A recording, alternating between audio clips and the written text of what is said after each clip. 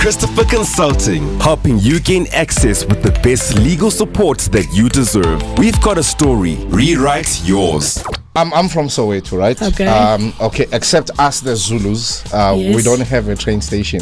I'm Yes. from Zola. Okay. So the train station start from the Basotho people and they call them when they exit Soweto. I don't know why they didn't build a train station for us. Okay. So basically, my mom and my aunt had to walk every morning for a good an hour and a half before they go to Naledi. Okay. And then all the Zulus have to go there and board a train there. Okay. And by then, it's packed to the rafters, and then they eventually it will offload as it goes. But most people ended up at Park Station anyway. Yes. We got whipped thoroughly for going to play in the trains. Yeah. But my point is that there's millions of people and millions of generations that grow up as train commuters, and maybe they don't know anything even about the word liability or what rights that they have as commuters in a train. So can you please at least break that? Because as far as I remember, trains are overcrowded, stuffy, metal boxes that move in a very uncomfortable way. That is quite right, and unfortunately it is the case, and I unfortunately also think it's not a certain scenario that will be resolved soon. But it's important for people to know that it's their constitutional right to commute safely, not just on the train itself, but to and from the train. And that is where, when you were injured during your train journey, that you need to know that you do have the right to claim.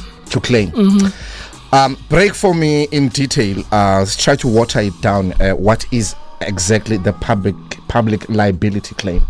Okay, a public liability claim is when you were either in a public space, like at a shopping mall or at a sports event or wherever, or in this case, you were on your way towards the train or in the train, and whilst you were traveling or about to travel or got off the train whilst traveling, you were injured. So as a result of the injury, you now have medical expenses, maybe your work's been affected, etc. And for that reason, we believe you might have a valid claim, and that is why we encourage you to inquire to see if you've got a claim.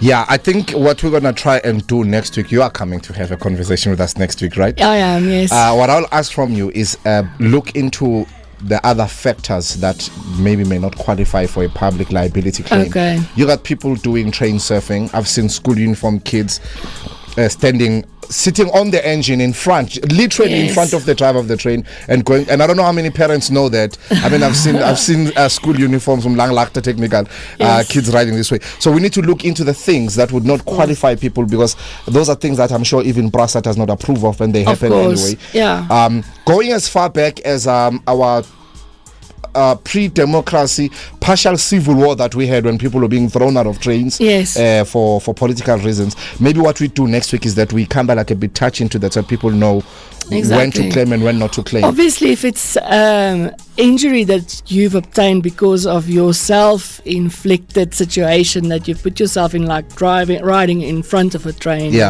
hopping between train car service and stuff like that, obviously then the chances of you having a valid claim is not that great.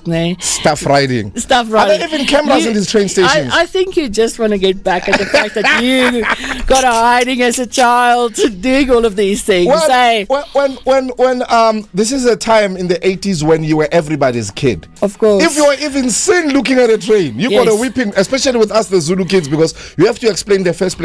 How did you walk for an hour to Naledi station to see a train in the first place? You must be up to something. And some uncle you don't know who knows your mom would come dragging you, screaming and kicking, and then you'd know that, okay, maybe trains are holy things that we shouldn't approach. Absolutely. But I mean, they had a valid point, because at the end of the day, they just wanted to make sure that you end up enjoying life with all your limbs attached to you, isn't it? They actually saved our lives, you know that? They did save Because our lives. Eventually people stopped being afraid of trains, and people have died, young people, train surfing. I heard of a funeral in Meadowlands where it's a ritual now that if one of them dies while train surfing, after the funeral, in his honor, they go into train surfing again. Christopher Consulting, helping you gain access with the best legal support that you deserve. We've got a story. Rewrite yours.